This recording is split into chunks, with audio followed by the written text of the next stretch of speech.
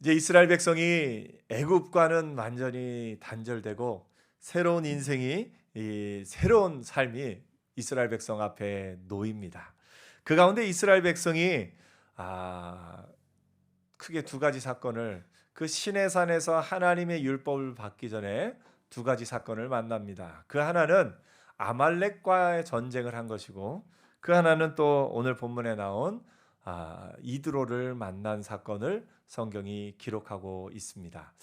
17장과 18장은 어떻게 보면 그 아말렉과 전쟁하는 장면과 또 모세가 이드로를 만나는 이 두 장면은 참 전혀 다른 주제인데 비슷한 또 단어들을 몇 개 사용을 해서 이렇게 합니다.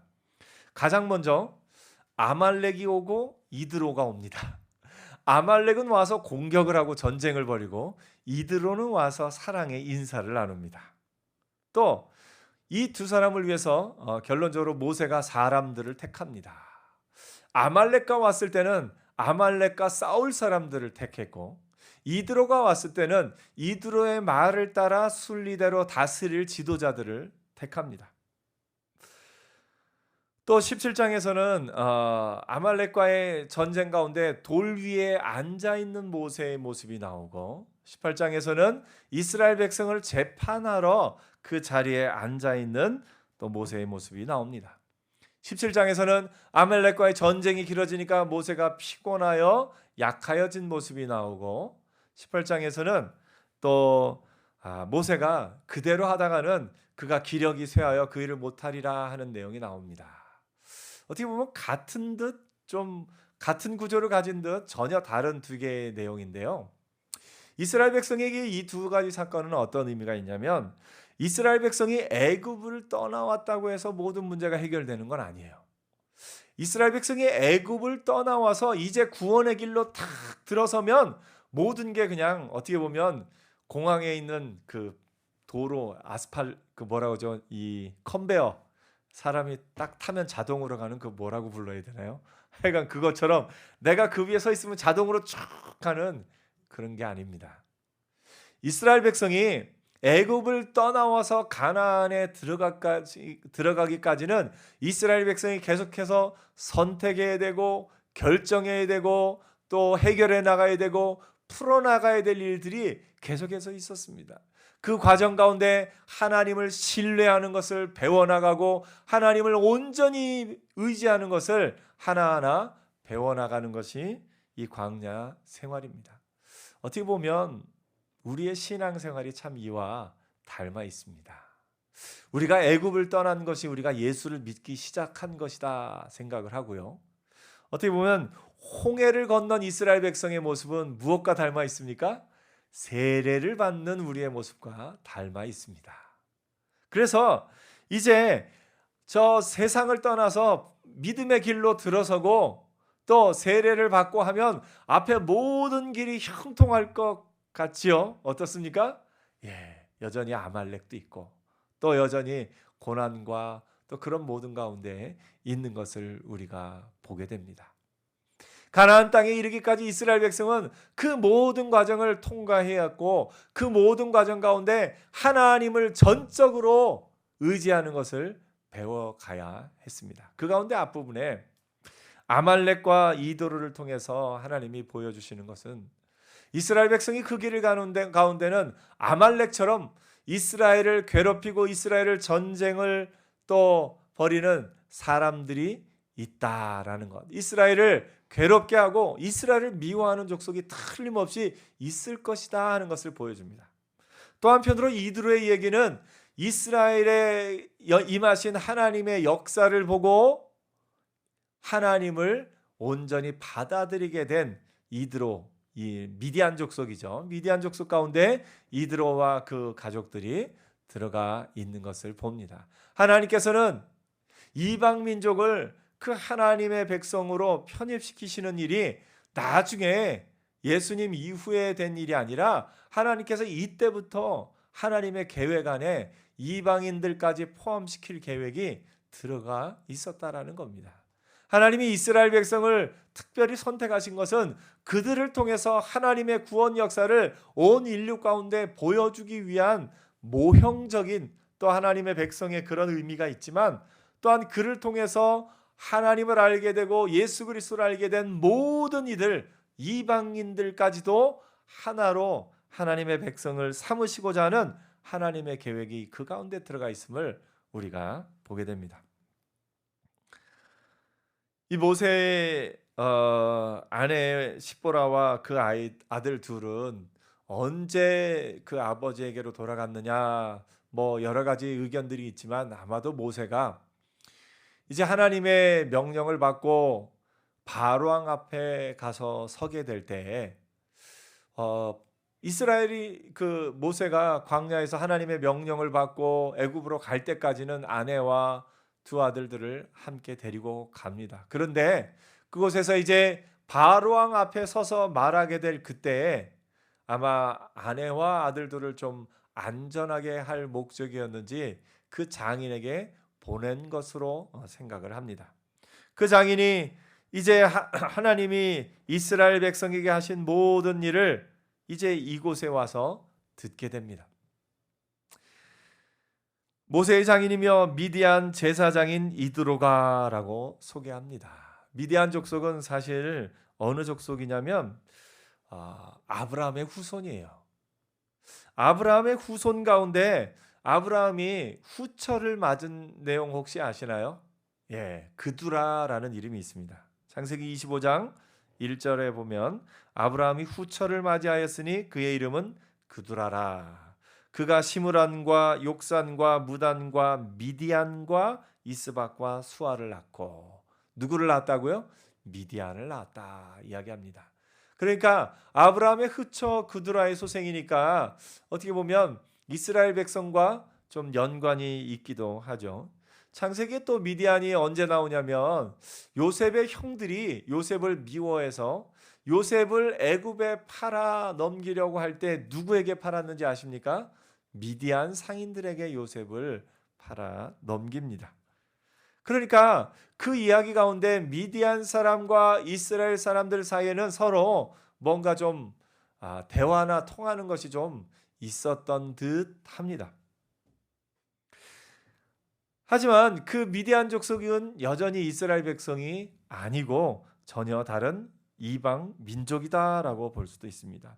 나중에 이스라엘 백성이 또 저기 시팀에 이르러 그쪽에 갔을 때 이 미디안 족속의 여인들을 데리고 와서 그들의 또 이런 행음하는 그런 모습들로 말미암아 이스라엘이 벌을 받고 그때 이스라엘이 2만 4천 명이 죽었다 하는 이야기가 나옵니다.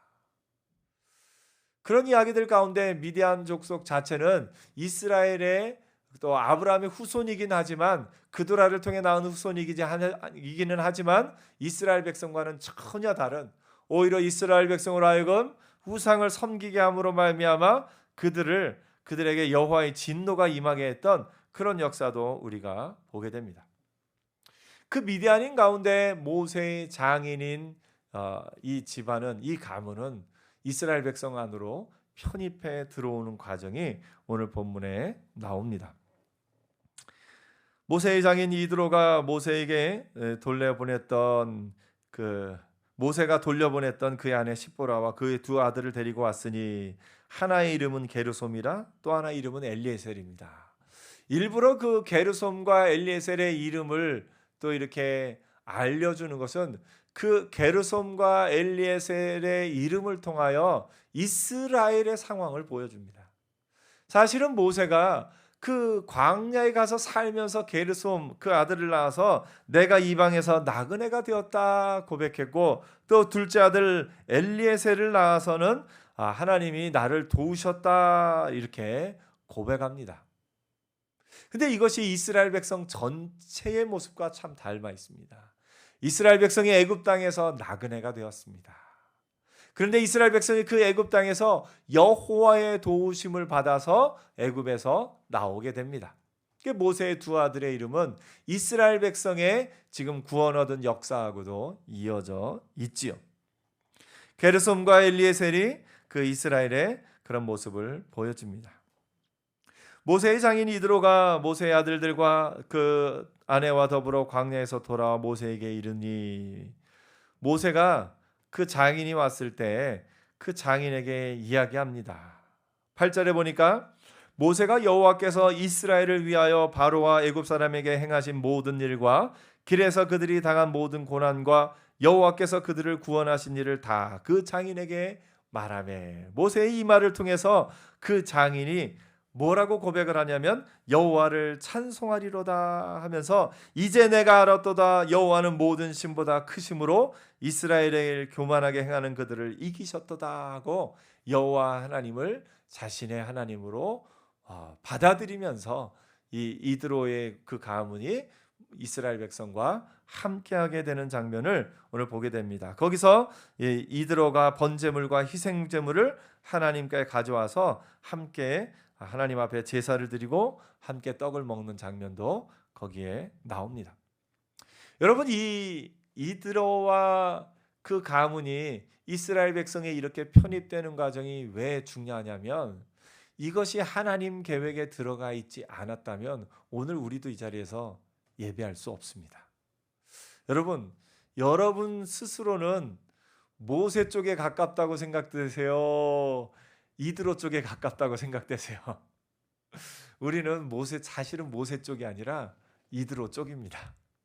우리는 이스라엘 백성, 하나님이 온전히 모형으로 택하신 이스라엘 백성, 물론 영적인 이스라엘 백성이라 우리를 칭하기는 하지만 나중에 바울이 로마서에서 이야기할 때에 진정한 그 이스라엘 민족 자체를 위해서 구하는 장면이, 기도하는 장면이 나옵니다.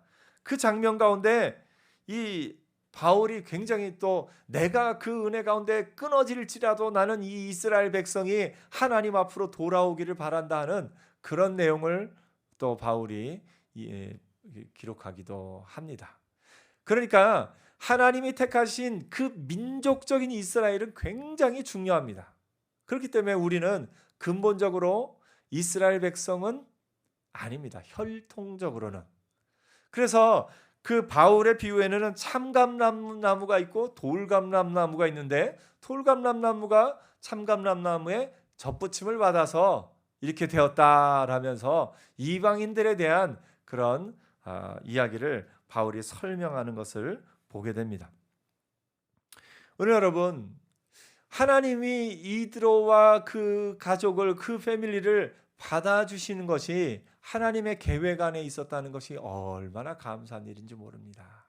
그렇기 때문에 우리가 오늘 하나님 앞에 나와서 전혀 하나님이 본래 택하셨던 이스라엘 민족은 아니지만 예수 그리스도를 믿음으로 말미암아 하나님의 백성으로 편입되었고 이 자리에 서서 하나님 앞에 예배할 수 있는 것, 이것이 놀라운 은혜인 것을 봅니다. 오늘 여러분, 우리가 구원 얻은 거요, 저절로 된 것도 아니고 당연한 것도 아닙니다. 이것은 기적입니다. 이것은 하나님의 놀라운 기적이요, 하나님의 놀라운 큰 은혜입니다. 우리의 삶에 소망이 있고 우리의 삶에 사명이 있는 것, 우리의 삶에 의미가 있는 유일한 이유는 하나님의 자녀가 되었기 때문입니다.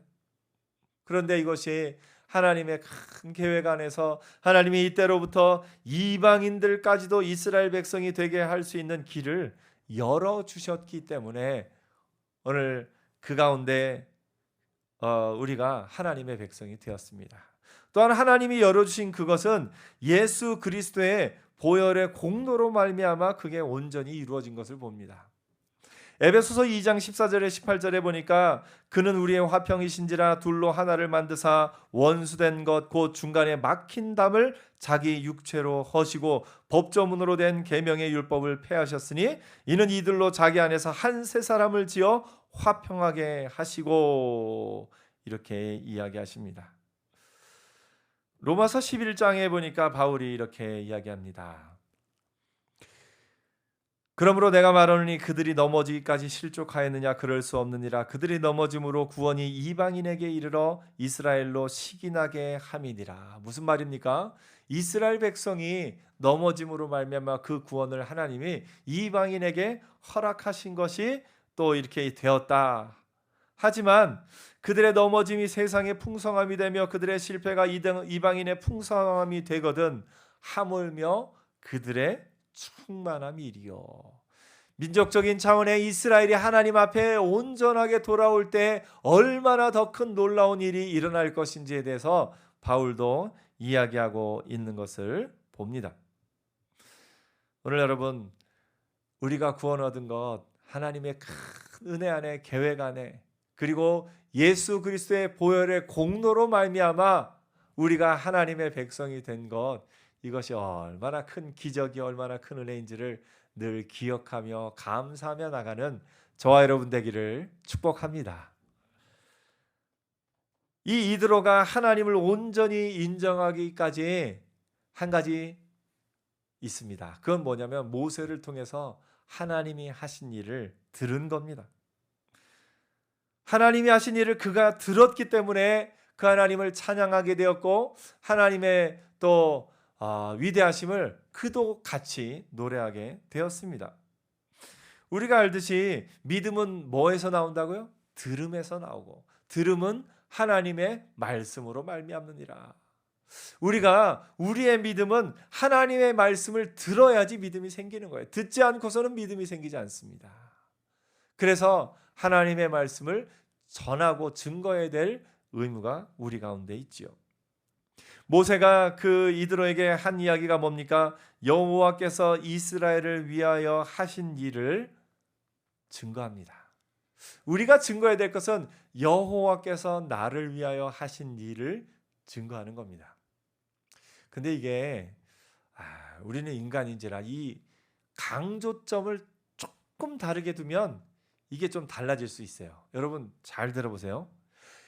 여호와께서 나를 위해 하신 일과요, 여호와께서 나를 위해 하신 일, 두 가지가 다른 거 혹시 느껴지시나요? 여호와께서 나를 위해 하신 일은 정말 하나님을 증거하는 거예요.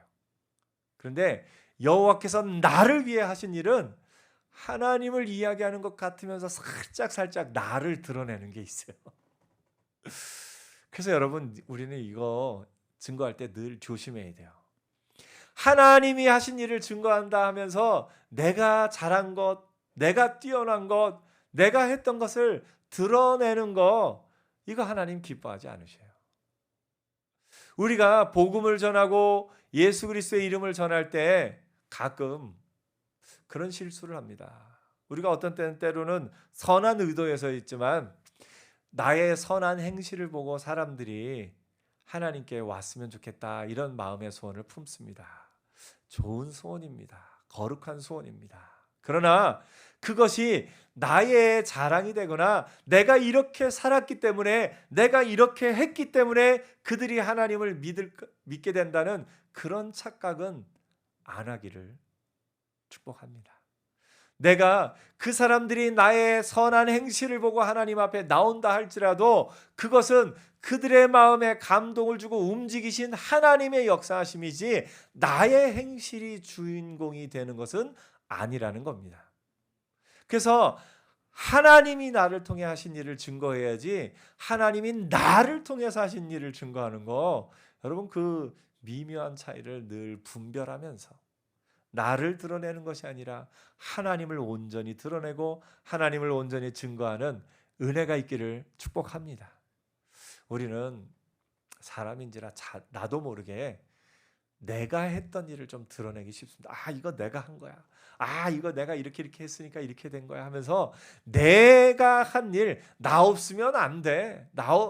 이거 다 내가 한 거야. 나 없으면 여기 절대 될 수 없어.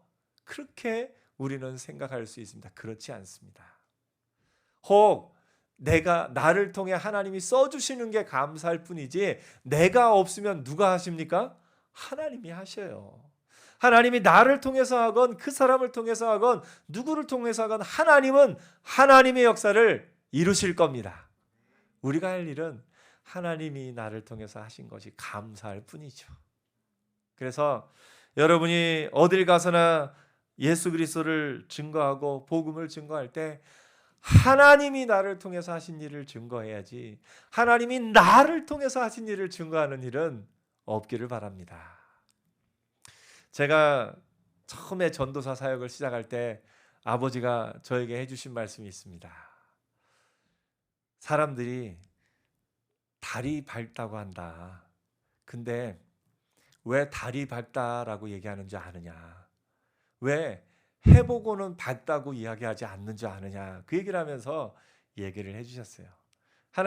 사람들이 태양을 보고서는 태양이 참 밝다 이렇게 말하는 사람 보셨어요? 아니죠. 달이니까 밝다라고 하지. 그렇죠? 그러면서 아버지가 가장 가까이는 교회에서 그 담임 목사님 보고 좋다라고 하는 그것보다는 부교육자로 있을 때, 전도사로 있을 때 오히려 더 칭찬을 많이 해줄 테니까 그거 가지고 절대 교만하지 말아라. 이게 첫 번째였어요. 너는 달이니까 사람들이 밝다고 하지. 그리고 나서는 그보다 더 깊은 차원으로 예수 그리스도가 참 빛이 되시고 우리는 그 빛을 반사하는 달인데 사람들이 나를 보고 달이 참 밝다 할 때 내가 밝은 것으로 착각하지 말아라. 그 달은 빛을 반사하는 것뿐이고 참 빛은 예수 그리스도라는 것을 기억해라. 그런 의미로 저에게 제가 전도사 사역을 처음 시작할 때 그 얘기를 해주셨던 것이 기억이 납니다. 여러분, 우리는 달입니다.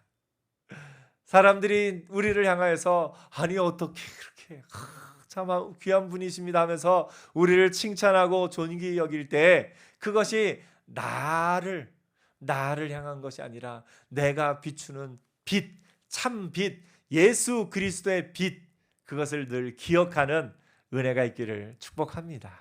그래서 하나님이 나에게 하신 일을 증거하면서 오로지 나를 통해서 예수 그리스도의 이름이, 하나님의 이름이 온전히 드러나기를 기뻐하며 사는 은혜가 있기를 축복합니다. 하나님이 나를 써주신 것이 감사한 것이지 내가 없으면 안 돼, 내가 아니면 이 일을 아무도 못할 거야, 그렇게 생각하는 것이 아니라 하나님이 이곳에서 역사하시는데 나를 그 도구로 써주신 것이 얼마나 감사한지 그것을 기뻐하며 나가는 은혜가 있기를 축복합니다. 모세가 이들에게 한 말이 그겁니다. 여호와께서 이스라엘을 위하여서 하신 일 하면서 이스라엘이 어떤 자랑하거나 이스라엘이 어떤 일을 했거나 그런 거 이야기한 것이 아니라 하나님이 하신 일만을 이들에게 전합니다. 이들어가 그것을 듣고 하나님은 참 하나님이시다, 하나님은 온 땅 위에 하나님이시다 인정을 하고 함께 하게 된 것을 봅니다. 그것을 통해서 오늘 우리가 살아가는 동안에는 아말렉을 만날 때도 있고 우리가 살아가는 동안에 이드로를 만날 때가 있습니다. 우리의 삶 가운데 내가 예수 믿는다는 것만으로 나를 괴롭게 하고 나를 힘들게 하고 나를 싫어하고 그런 경우를 우리는 만날 수 있습니다. 그 경우는 믿음으로 싸워 이기는, 하나님이 내게 주신 은혜로 믿음으로 이기는 은혜가 있기를 축복합니다.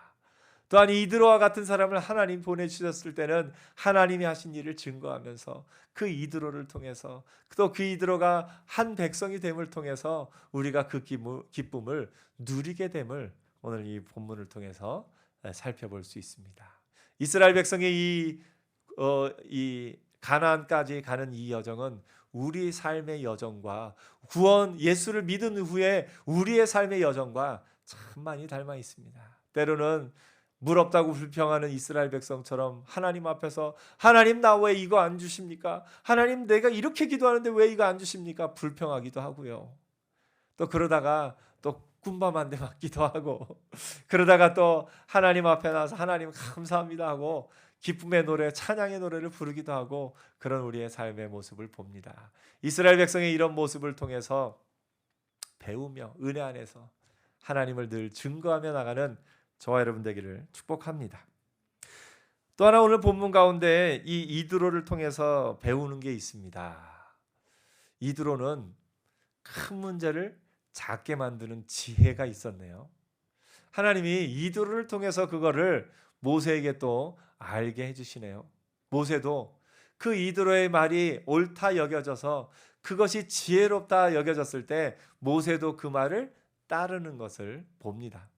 뭐가 지혜입니까? 모세가 그 일을 혼자서 다 하려고 할 때 이것도 역시 그 가운데 있어요.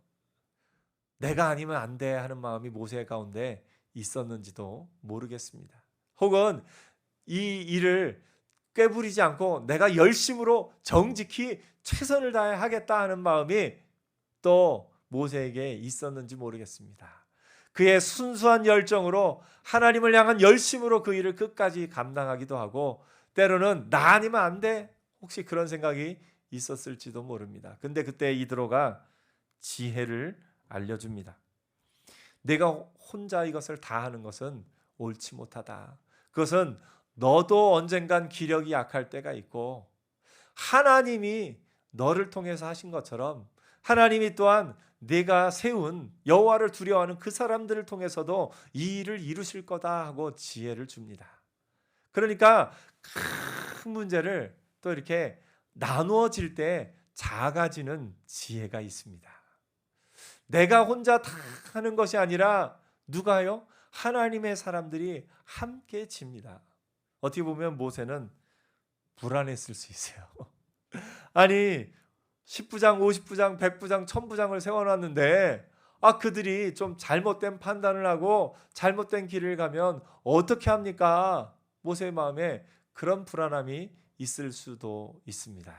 그런데 여호와를 경외하며 또 여호와를 따라서 하는 그 사람들을 통해서 하나님은 여전히 역사하시는 것을 오늘 성경이 보여줍니다. 이들을 통해서 그것을 알려주셨고 모세가 그것을 따라갑니다. 모세의 마음에는 모세가 아니고서 하나님을 또 이렇게 그 명령을 직접 받은 자가 없기에 그것이 모세가 끝까지 다 해야 될 것으로 생각을 했지만 하나님은 약하지만 때로는 부족하지만 그들에게 자꾸 하나씩 하나님의 일을 맡김으로 하나님이 하나님의 일을 모세를 통해서 뿐만 아니라 또 그 한 사람 한 사람을 통해서도 역사하신다라는 것을 보여줍니다.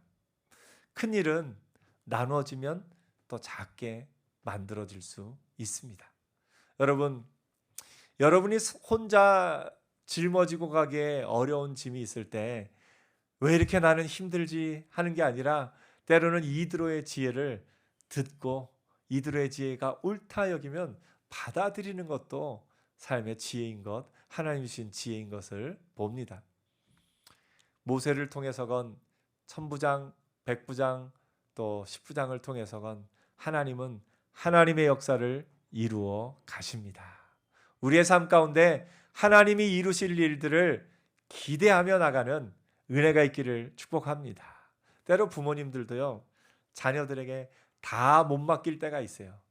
쟤한테 저거를 하라고 하면 틀림없이 실수할 텐데 틀림없이 예를 들면 저 애한테 설거지를 시키면 틀림없이 그릇 하나 깨먹을 텐데 그렇게 해서 안 맡기고 내가 계속 하면요 나도 힘들어질 때가 있고 그 아이도 그것을 배울 기회가 없어집니다. 그래서 때로는 자녀들이 실패할 때 그 실패를 보며 참을 수 있는 능력이 부모에게도 필요합니다. 부모에게는 자녀들의 실패를 보면서 그것을 참을 수 있는 능력도 필요하고요.